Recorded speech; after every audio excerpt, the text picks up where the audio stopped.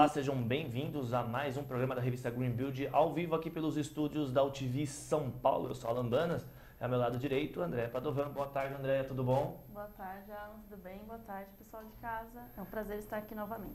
Mais uma vez aqui, né, André, apresentando com a gente aqui. O João não pôde comparecer ao programa de hoje, alguns imprevistos, mas André sempre aqui com a gente, jornalista da casa, apresentando o Green Build num bate-papo sempre sobre o setor de sustentabilidade dentro da construção civil. Mas antes de começar o nosso programa, apresentar o nosso convidado de hoje, eu queria mostrar novamente a edição atual da revista Green Build, essa que já entrou em circulação já há um bom tempo, mas como é uma revista bimestral, ela circula sempre no primeiro mês de capa. Eu estou mostrando a atual e também disponível no site lá da revista Green Build, que é o revistagreenbuild.com.br. Aqui, entre inúmeras matérias, também falando sobre o espetáculo das superações das Olimpíadas em 2016 e entre outros grandes temas também. O pessoal bate-papo aqui, se eu não me engano, o bate-papo foi teu, não foi, Andréia? Com o Marco Lentini da FSC? Isso, Marco Lentini. Enfim, entre outros tantos assuntos aqui na revista Green Build.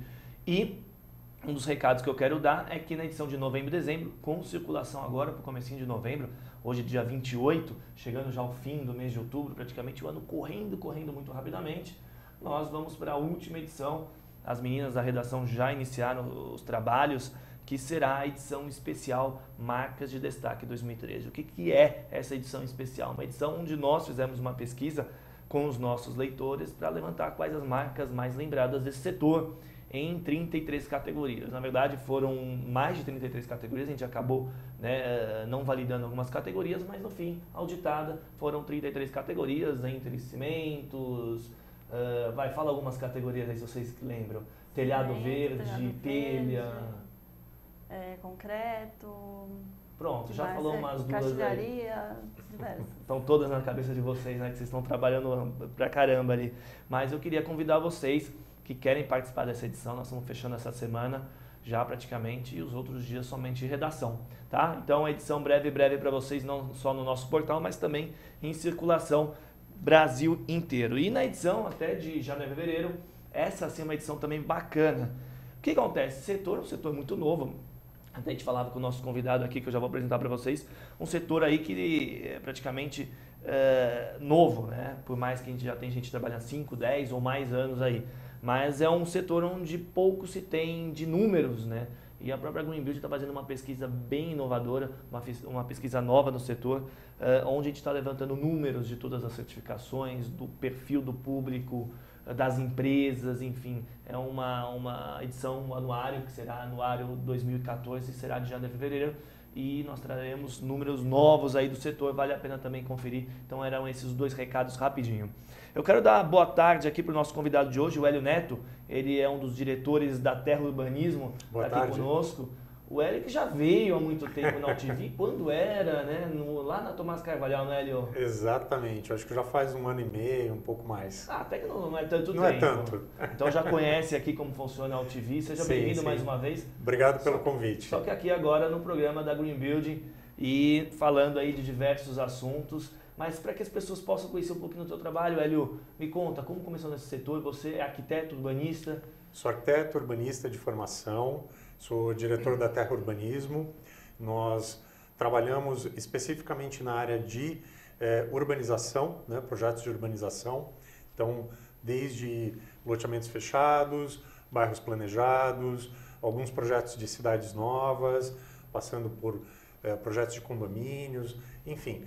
A gente trabalha em tudo que envolve espaço de uso coletivo, né, espaço de uso comum. Nós vamos abordar aqui um tema de bairro sustentável praticamente, mas só que a gente conversou nos bastidores, a gente ficou aí abrir um leque gigantesco. Já dava para passar uma tarde. Não é verdade? Exatamente. Às vezes eu brinco, se a gente gravasse os bastidores já dava um outro programa. Aí eu repito até para o convidado depois, nós vamos falar tudo isso de novo, não é verdade? Mas bairro sustentável. Dá para fazer um making off para todo mundo ver que Pronto. A gente não está mentindo. Não é verdade, é uma ideia. Mas a gente falava e vamos falar sobre bairro sustentável. Sim. Né? Primeiro, antes de entrar nesse bairro sustentável, vamos falar um pouquinho do verde, dos selos, do setor Green Build. Como é que você vê esse setor? Qual que é a sua opinião, Hélio? Tá. Bom, a certificação ambiental ela já está bem consolidada no vertical. Né? Quando a gente fala de prédios comerciais, AAA, prédios de escritório, eles trabalham para um público que demanda essa certificação e a gente pode dizer que isso hoje está bem consolidado. A certificação no horizontal, ela ainda está engatinhando um pouquinho, tá? Você tem alguns empreendedores que eles estão começando a demandar pela certificação como uma maneira de apresentar para o mercado essa preocupação com a questão da sustentabilidade. Então, tem partido muito mais dos empreendedores do que propriamente do público que vai consumir esse produto. Eu acho que a gente teve uma dificuldade inicial aí, que o lead, que estava bem consolidado para o vertical, né? A gente já tem há bastante tempo o lead na área vertical, havia uma expectativa de que o lead fosse implantado para o bairro, né? O lead bairro, e o lead, da maneira como ele foi formulado nos Estados Unidos, ele responde a uma realidade que é bastante americana. Então, houve uma dificuldade de se tropicalizar, vamos dizer assim, o lead para implantação no Brasil. E, até por conta disso, a gente acredita que o Aqua tenha tomado esse espaço, né? O selo Aqua, ele cresceu bastante, né? E hoje ele tem se tornado quase que o padrão de certificação, não de um produto, mas de um processo. Né? O Aqua, ele trabalha muito acompanhando todo o desenvolvimento, toda a conceituação desse novo bairro para garantir que lá no final você tenha o resultado desejado. Agora, a gente volta um pouquinho para as questões do lead, né? Existe um interesse muito grande de ajustar o lead para a realidade brasileira, que é muito diferente da americana. Né? A gente, para dar um exemplo, 90% do que se faz aqui no Brasil tem algum componente de fechamento por questões de segurança. Né? Então você tem, mesmo em bairros planejados, você pode ter parcelas desse bairro que são mais horizontais, onde se trabalha com os tais dos loteamentos fechados. E o LEED, ele não prevê isso. Um dos pré-requisitos para que você possa ter uma certificação LEED é de que o bairro seja totalmente aberto. Né? É lógico que, idealmente, nós adoraríamos só trabalhar com bairros abertos, 100% quase permeáveis. Impossível isso, né? Mas não é o padrão de mercado. Né? Então, a gente acaba precisaria de uma certificação de um produto que pudesse atender essas características. Esse é um aspecto, vamos dizer assim, ruim da realidade brasileira, mas tem outros aspectos que são muito bons. Alguns dos pré-requisitos que o LEED coloca para a certificação de áreas, eles já são atendidos no Brasil por lei. É aquilo que a gente estava conversando, da questão das áreas sensíveis ambientalmente. Você tem toda uma legislação, por exemplo, de área de preservação permanente, que é muito mais sofisticada, eu diria, até do que a legislação americana. Você não licencia um projeto no Brasil sem respeitar essa legislação. Né?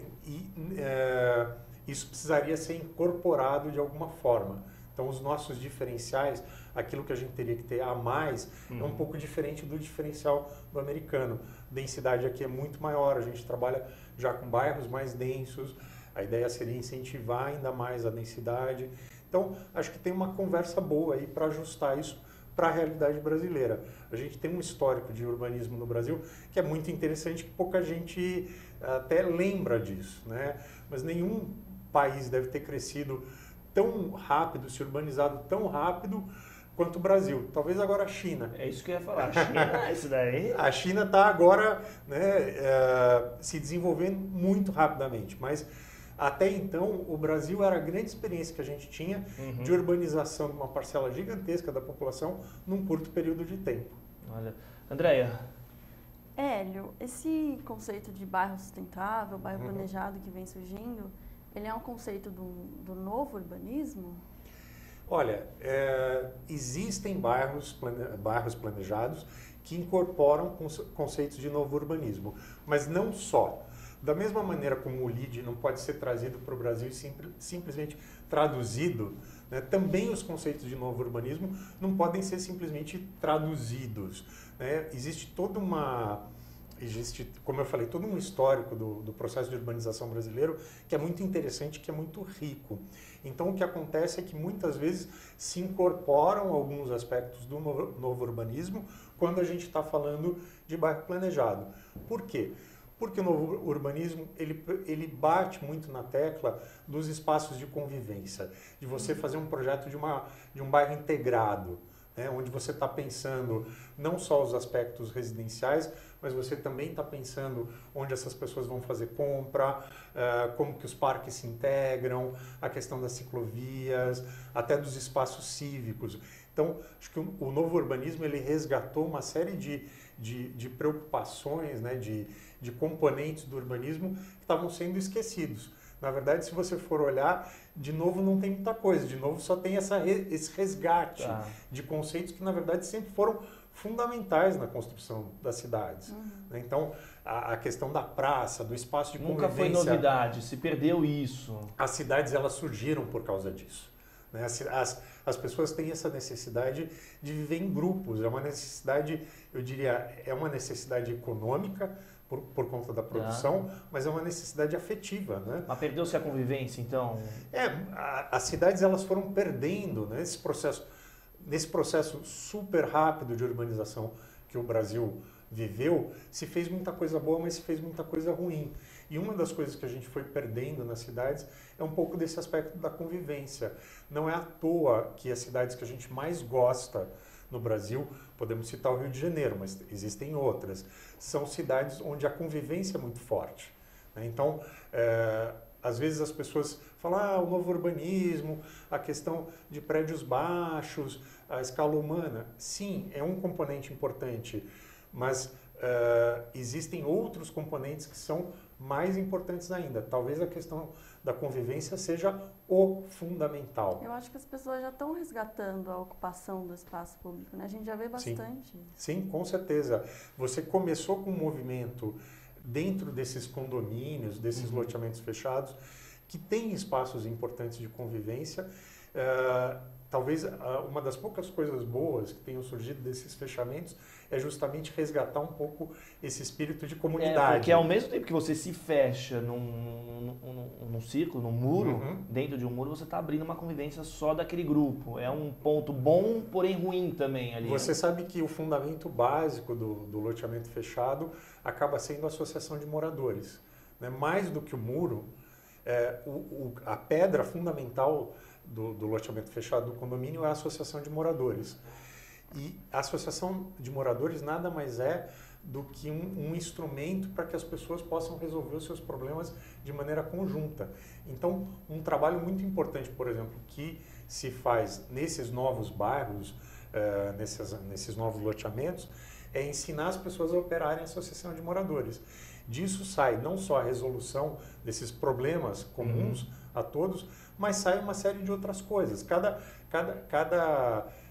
Cada comunidade vai agregando coisas novas de acordo com as suas necessidades, vai gerando feiras, espaços de convívio, vai equipando as áreas comuns com aqueles elementos que são interessantes para aquela comunidade. Então tem uma vida comunitária muito rica nesses espaços.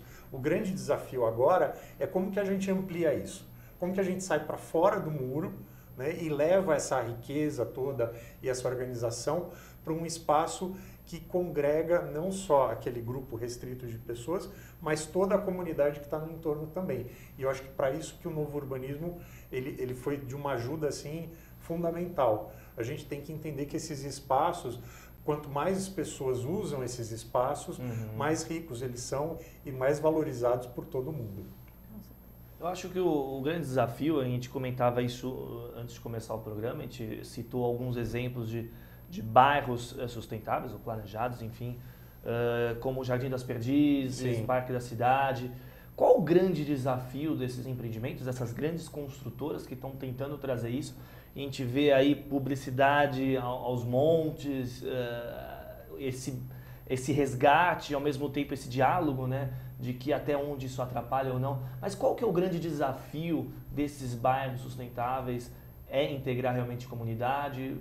Hélio? Na minha visão, sim. Pelo menos a gente, no Jardim das Perdizes, que é onde a gente acompanha o projeto desde o início, né, todo o desenho urbanístico, a questão das praças, foi um trabalho que o escritório desenvolveu junto com a Tecnisa. Tá. Então a gente pode falar com um pouco mais de propriedade. O Jardim das Perdizes ele já surge de uma necessidade imposta pela comunidade, no caso, a cidade de São Paulo como um todo, né? Existia a obrigação de, naquela gleba, se executar um parcelamento do solo. O que é o parcelamento do solo? Você tinha que ali fracionar o terreno em terrenos menores, abrir ruas, criar praças, criar áreas para equipamentos institucionais. Então, o grande desafio era como fazer, né?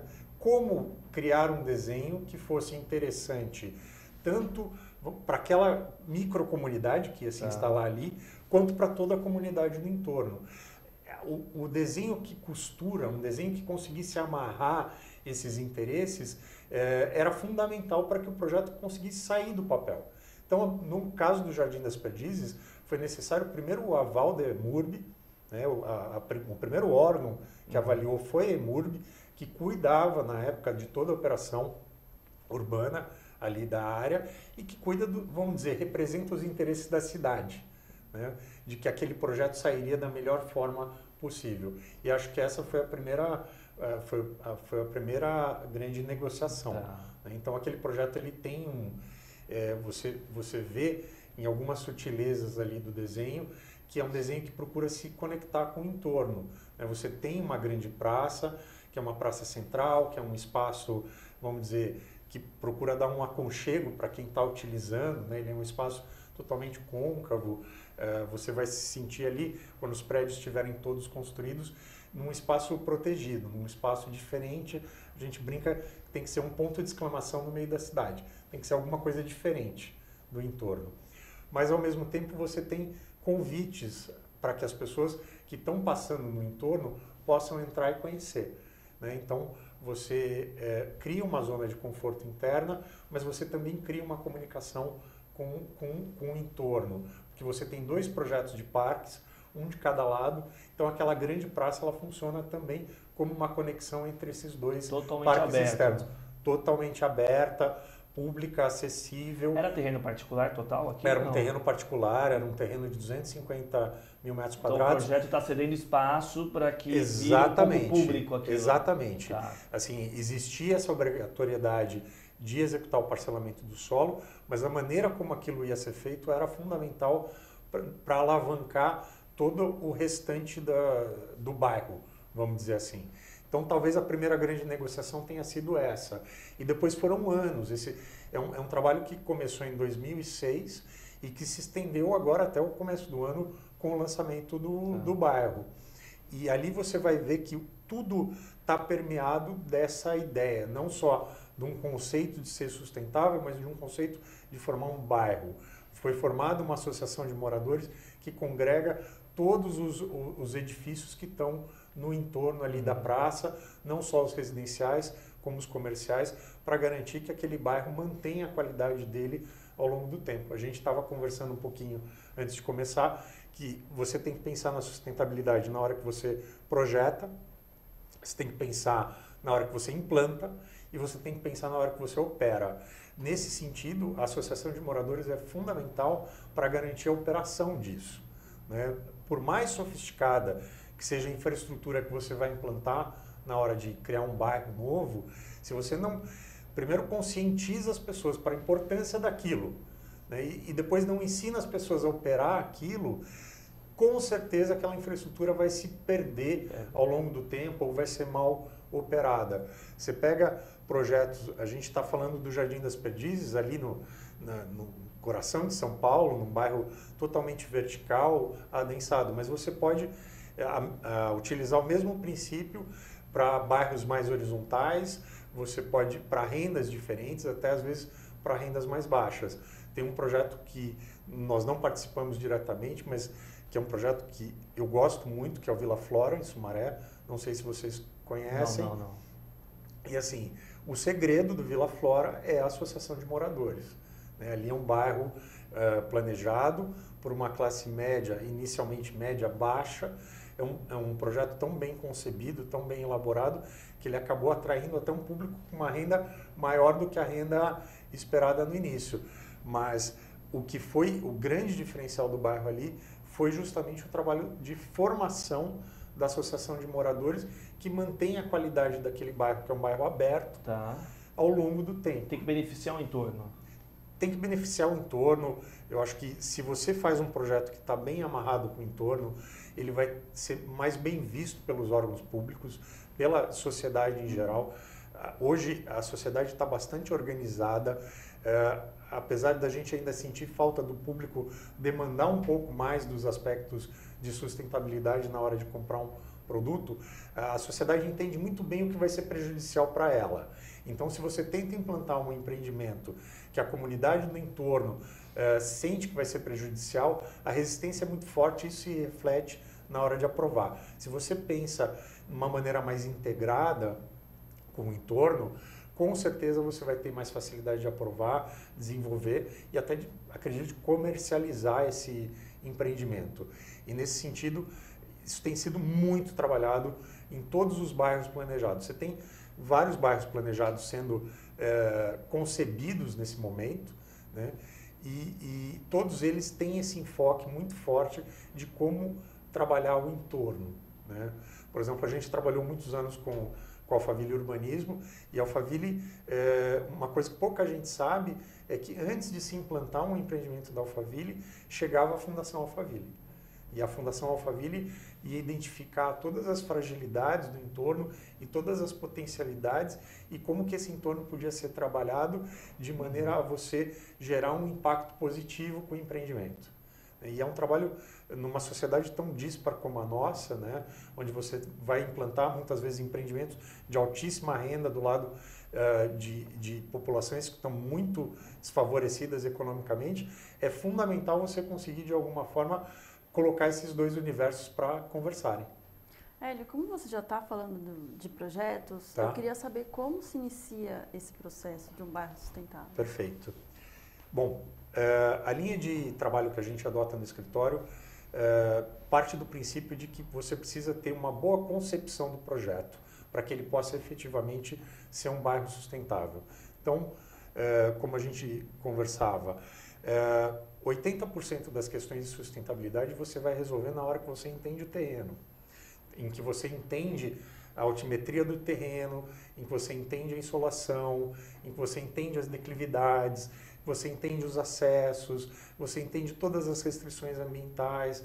A gente costuma trabalhar num mapa que a gente chama de condicionantes e potencialidades de cada terreno, e cada terreno é único, né? Não existe como replicar as condições que você encontra em um local para o outro. Então, essa análise é fundamental. Por quê? Porque se você entende quais são as áreas sensíveis ambientalmente e que podem ou não estar protegidas por lei, mas no Brasil quase que invariavelmente elas estão protegidas por lei. Se você entende quais são, o que aquela paisagem tem para te oferecer que você pode agregar para o projeto. Uma questão muito presente no trabalho, quando você está indo para fronteiras de urbanização, é que você está trabalhando com pasto, né? Você está trabalhando com áreas que não tem uma árvore. Muitas vezes, uma única árvore pode ser o motivo para você criar uma praça, que demoraria anos se você tivesse que plantar uma muda hoje, até que essa muda crescesse. Então, aquela árvore é de um valor paisagístico enorme. Você tem que entender a declividade, porque existem áreas que, mesmo que você possa ocupar por lei, geram um impacto ambiental muito grande, geram também um custo para o empreendedor muito grande de implantação. Às vezes você pode até ter solução técnica para alguma coisa, mas você opta por não fazer. Às vezes você poderia entrar numa área de maior declividade, mas você opta por não entrar. Se você entende as conexões com o entorno, é fundamental para fazer um sistema viário que possa efetivamente não só integrar esse bairro com o entorno, mas que possa, por exemplo, servir como estruturante para uma linha de transporte coletivo. Né? Uma coisa que é fundamental nesses bairros é como pensar o transporte coletivo desde o início. Desde o início. Essa é uma tônica também que está muito presente. É um desafio, porque aí pressupõe uma conversa com o poder público muito que aí não depende intricada. Só do projeto e de quem for. Muitas vezes, quando você vai para uma audiência pública de um EIA-RIMA, o empreendedor ele é questionado a respeito de soluções que cabem, na verdade, ao poder público e não ao empreendedor privado. Então, pelo menos você poder mostrar, falar, olha, eu deixei o terreno pronto para que o poder público possa atuar nessas frentes. Isso é muito importante, porque uma coisa que é assim que a gente tem muito como linha de pensamento, a arquitetura ela tem um ciclo de vida, né? Um prédio ele tem um número de décadas que ele vive até que ele tenha uma reestruturação, que ele seja remodelado, às vezes ele vai ser implodido, vai ser construído de novo. O urbanismo tem uma vida útil muito maior, muito. Você pega cidades que passaram por incêndios, terremotos, catástrofes naturais, as cidades elas são reconstruídas em cima do mesmo mapa, né, do mesmo grid de ruas. Os prédios são todos novos, mas a estrutura viária é idêntica à anterior. É verdade. Pressupõe-se que a única entidade que pode trabalhar esse desenho é o poder público, mas com um gasto assim enorme. Então, a gente está num ramo muito sério, né? A gente está projetando coisas que vão durar aí séculos. E se você não pensa isso de uma forma que possa evoluir com o tempo, que tenha espaço para se adaptar, acaba ficando muito complicado, né? Se eu não faço um desenho de uma avenida já prevendo que ela vai ter um transporte sobre trilhos ou que ela vai ter um corredor de ônibus, arranjar espaço depois para isso é quase impossível. Não é impossível, mas é muito custoso. Eu tenho outras perguntas para fazer, mas eu quero puxar um breve intervalo aqui, até mesmo para que a gente possa tomar uma aguinha rápido e a gente já volta com mais Green Build TV. Não saiam daí.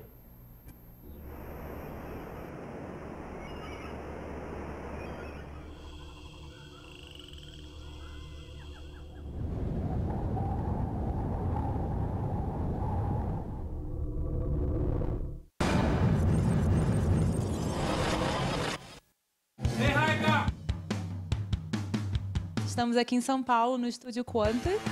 Gravando Marisa. Tá inacreditável, eu estou amando fazer. O Achados Marisa é um conceito novo que a marca traz para o mercado e com uma proposta bastante interessante. A gente vai fazer algumas ações com revistas de moda. Então a gente tem a tendência de moda presente nas nossas coleções com preço justo. O projeto teve uma grande participação das editoras, das revistas. A gente montou todas as coleções e eles foram lá junto com a gente e pincelaram o que a gente colocaria na revista. Foi muito bom quando elas olharam para a nossa coleção e falaram: nossa, que achado! A gente queria posicionar a Marisa com uma rede de fast fashion, com uma entrega de informação de moda muito forte. O conceito dessa campanha tem como objetivo reforçar a imagem de moda que a gente tem. A gente buscou um fato que é muito comum no mundo digital, que são os achados. Gente, olha que achado! Com base nesse fato, a gente trouxe toda a campanha para a loja física, para a internet e para a venda direta. Nós não estamos falando só de uma comunicação, na verdade vai ter toda a campanha de TV, de revista, mas a gente vai também integrar toda a parte digital, e-commerce. Então é um projeto que ele nasce com uma envergadura bastante interessante para ficar aí por um bom tempo. As dificuldades eram a gente conseguir imprimir uma linguagem diferente para 12 filmes que, na verdade, estão mostrando ofertas. Por isso que é bom um diretor que entende tudo! É um filme de varejo, mas que, ao mesmo tempo, é um filme de moda. Então, ele tem que ficar bonito, elegante. A gente está filmando em muitos quadros, porque o slow também deixa as mulheres muito mais bonitas. Essa campanha tem que imprimir moda, sem deixar muito de lado a reverência, toda a alegria que imprime a marca. Olha e fala pra câmera, tá? Eu adorei falar essa frase, que é uma frase que eu cresci escutando. De mulher para mulher, Marisa. Eu tinha que falar. Música o tempo inteiro. A ideia é botar as meninas pra dançar, deixar o clima divertido. A sugestão do diretor de arte foi muito bacana, de ter esses módulos cambiáveis para dar um glamour pro filme, né? A assinatura é quem mais entende de mulher por quem mais entende de moda. A Marisa entende tudo de mulher e chamou quem mais entende de moda para os Achados Marisa da semana. A gente chegou numa linguagem interessante, numa atitude interessante.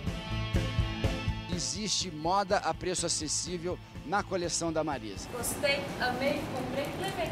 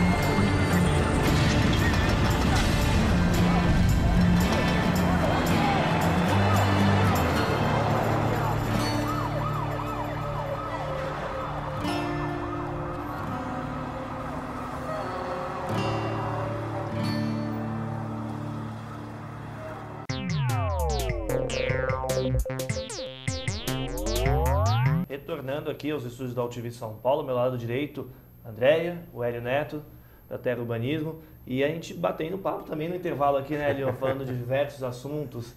E eu queria voltar um pouquinho ao que a gente finalizou no primeiro bloco, mas é o que a gente vinha comentando aqui no intervalo, que é essa compensação que muitos empreendedores têm que fazer, porque é uma solicitação do poder público, né? Que muitas vezes o poder público deveria fazer, mas joga para conta do empreendedor. A gente comentava do Cidade Jardim não, do JK. Do JK ali, para quem não conhece São Paulo, ali na Marginal Pinheiros, logo ali com a Juscelino Kubitschek, na verdade uma compensação de um viaduto. Exatamente, né? Que a gente vinha conversando que talvez o viaduto não fosse a melhor compensação ali, né? É lógico, do ponto de vista de tráfego, ele pode ter até algum efeito, ainda que seja questionável. Mas do ponto de vista da cidade como um todo, você tem um empreendimento ali totalmente voltado para a cidade, o que é raro em São Paulo, né? Realmente com fachadas assim, francamente abertas para a calçada, para o espaço público, gerando algumas áreas de convívio. Já é um projeto atípico. E, além disso, é um projeto atípico na frente de um parque. Que é o... como é que ele chama? É o Parque do Povo? Parque do Povo, exatamente. Qualquer cidade do mundo teria feito o quê? As contrapartidas teriam sido, primeiro, uma passarela ligando o shopping ao parque, né? Integrando esses dois espaços. Seria sensacional. Seria sensacional. Depois, como seria a interligação com a estação da CPTM, que está ali ao lado. Que é a Vila Olímpia. Que é a estação Vila Olímpia. Existe um preconceito ainda no Brasil de imaginar que o espaço público tem um usuário que não é o mesmo do espaço privado, o que é uma mentira. Se você for no Parque do Povo, quem está ali correndo, andando de bicicleta, é exatamente o mesmo público que consome no JK. É o medo daquela área ficar meio que privada, seria isso ou não? É quase, a gente vive quase que num momento em que você tem medo do outro, você tem medo do público. Né? Existe, durante muito tempo, os empreendimentos todos foram se fechando para a cidade. Os empreendedores já aprenderam que isso não é bom. Que, na verdade, é muito melhor quando você trabalha com empreendimentos que estão, francamente, se relacionando com o entorno. Né? Aquilo que a gente conversava, aquele modelo de grandes condomínios de torres totalmente fechados, murados, dando as costas para a cidade, ele tende a cair em desuso por uma tomada de consciência, vamos dizer, do próprio empreendedor. Por quê? Porque se eu faço um condomínio desse, eu estou desvalorizando todo o entorno.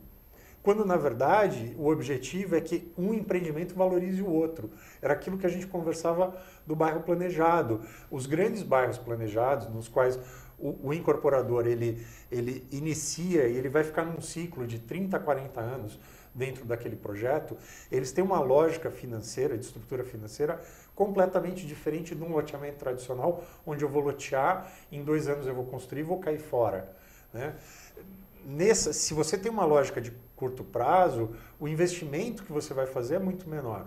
Quando você vai para uma lógica de médio e longo prazo, tem alguns investimentos que você vai fazer no início e que eles vão se recuperar ao longo da implantação do projeto. Por quê que eles se recuperam? Porque cada empreendimento que você faz agrega valor para toda a área remanescente. Por que agrega valor? Porque conforme você vai construindo o bairro planejado, ele fica cada vez melhor, ele não fica cada vez pior. As pessoas entendem isso, porque as pessoas, antes de dar valor monetário para uma coisa, elas dão valor de uso. Se eu vou numa praça, se eu vou, por exemplo, no Parque Buenos Aires, e adoro utilizar o Parque Buenos Aires, porque ele está bem mantido, arborizado, é agradável, eu dou um valor de uso para aquilo.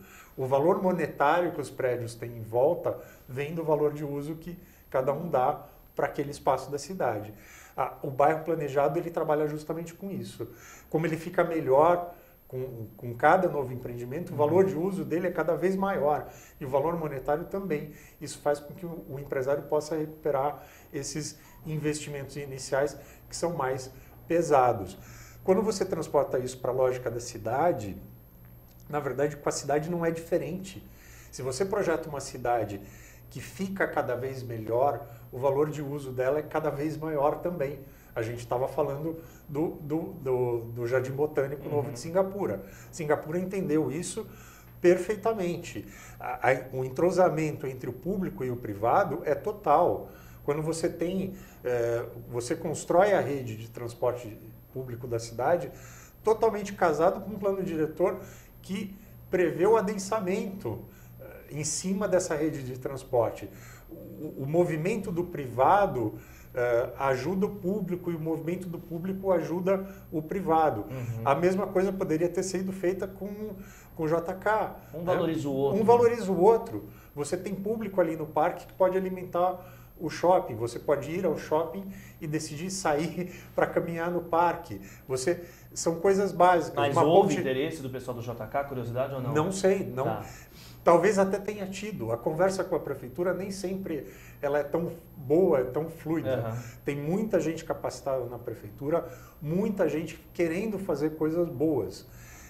Como também tem muita gente do lado da iniciativa privada.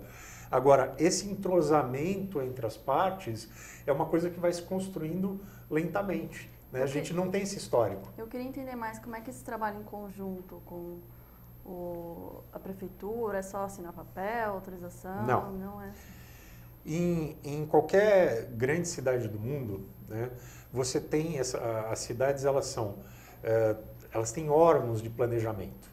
Né? Então, em São Paulo tinha EMURB, que se eu não me engano agora é a SP Urbanismo, que é uma entidade que o objetivo dela é estar ali independente de qual o prefeito ou o vereador que está na cidade. É o órgão que está encarregado de pensar a cidade a médio e longo prazo. Ela faz quase que o papel do developer quando você está pensando num bairro planejado. No bairro planejado, o developer vai estar ali, né, casado com aquele projeto durante todo o ciclo de desenvolvimento do empreendimento. A cidade ela precisa ter esse gestor que vai guiar o desenvolvimento da cidade e que guia o desenvolvimento através não só daquilo que está na lei. É lógico que a lei é importante, mas o que não está na lei também é fundamental. Não está na lei qual é o tipo de conexão que o JK deveria ter com o parque. Está na lei que ele deve destinar uma parte do empreendimento para uma benfeitoria em relação ao entorno. Agora, qual é a benfeitoria? É uma falta de diálogo que tem aí? Precisa se criar canais de diálogo entre os empreendedores e a comunidade. Há mais ou menos um mês, eu fui numa audiência pública na subprefeitura de Pinheiros, onde estava sendo apresentado um projeto de um edifício corporativo na Faria Lima, no qual o empreendedor ele tinha interesse em comprar uma nesga de rua, né, que ficou ali da época que abriu a Faria Lima, porque ele precisava daquela área para poder girar o prédio. A intenção do empreendedor é fazer o prédio de lado para a Faria Lima. E aí você vai dizer para mim, Esse empreendedor é o quê? Maluco? Por que ele não está colocando o prédio de frente para a Faria Lima? Por que ele quer comprar um pedacinho ali pequeno de rua para poder girar o prédio? Ele quer comprar aquele pedacinho para poder girar o prédio para criar uma praça de 6 mil metros quadrados totalmente aberta para a Faria Lima. Ele não quer que a praça fique isolada da Faria Lima. O prédio vai ficar lateralizado justamente para que a praça possa ficar de frente. Só que para isso ele precisa comprar a rua. Então o que a subprefeitura de Pinheiros propôs numa atitude que eu achei fantástica? Vamos levar o projeto ao conhecimento público. Vamos trazer a comunidade para opinar sobre se ela acha interessante ou não e como que ela acha que deveria ser feito esse processo de compra da rua. Numa iniciativa de dar transparência para isso, que é fundamental. E foi uma audiência muito rica, porque as pessoas elas foram aos poucos entendendo o projeto, porque de início você tem aquela visão de que o empreendedor é o mal de toda a cidade. Quer ver o lado porque dele. No fundo foi a iniciativa privada, é a iniciativa privada que constrói a cidade, mas sob a orientação do poder público. Então, o diálogo às vezes começa um pouco ruim. Às vezes, à medida que as pessoas foram se inteirando do projeto, elas foram comprando a ideia. Ah, pois é, poderia ser bom ter uma praça voltada para Faria Lima. Olha só, a praça vai ter cadeiras, ela vai ter um restaurante, vai ter um barzinho, vai ter atividades, tem um teatro conjugado com a praça. Ah, mas e se resolverem fechar? Ah, não, mas aí a gente pode cravar na matrícula do imóvel que a praça sempre vai ser aberta, vai ser de uso público. A discussão ela vai se enriquecendo. Isso é um exercício. É um exercício fundamental para as cidades. É alguma coisa que quem já mora nos bairros planejados percebe e foi aprendendo a fazer. Né? E foi incorporando isso no seu dia a dia. Na cidade é a mesma coisa, a gente tem que incorporar esse diálogo, essa discussão, para que todo mundo possa participar. Os americanos falam da maioria silenciosa. Muitas vezes pode ser que se fosse a votação, 90% da cidade preferisse a conexão de pedestre entre o shopping e a praça. Mas as pessoas não estão habituadas a expressar o que elas querem. Muitas vezes a gente se cala. Então também é responsabilidade nossa promover essa interação. A gente fala interação, integração aqui. Recentemente até o governo do estado de São Paulo propôs, não sei em que pé está, uma integração com a Raia da USP, com o Parque Vila Lobos e por aí vai. Exatamente. Existe uma proposta ali muito interessante de construir uma estação da CPTM que sirva para interligar o shopping, interligar os dois lados da Marginal Pinheiros e interligar o campus da USP. A raia ali toda, exatamente. Derrubando o muro, vindo a chão. Derrubando o muro e interligando. Existe nós estamos num momento onde está se pensando muito nessa costura dos dois lados do rio. Né? Primeiro a gente está pensando no Pinheiros. Pô, Hélio, um dos meus maiores sonhos a urbanização desse rio Pinheiros e Tietê. Quando isso vai acontecer, né?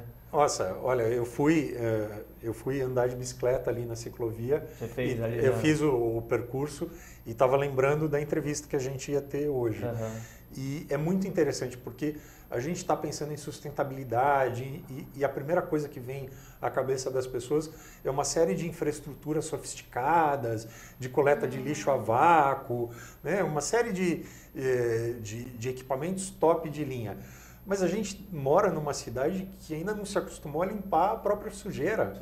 Né? Você anda ali na margem do rio Pinheiros e você vê todo o potencial que aquele rio teria, mas para isso você precisa realmente de uma sociedade que vai demandar um programa de investimentos sério. Tem um problema anterior, né, de chegar a uma urbanização ali.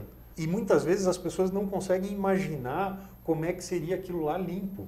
Como é que você imagina o entorno ali? Qual que seria o teu sonho ali num Tietê ou num Pinheiros, num entorno, numa urbanização ali? O sonho daquilo é que as pessoas consigam ter acesso à água.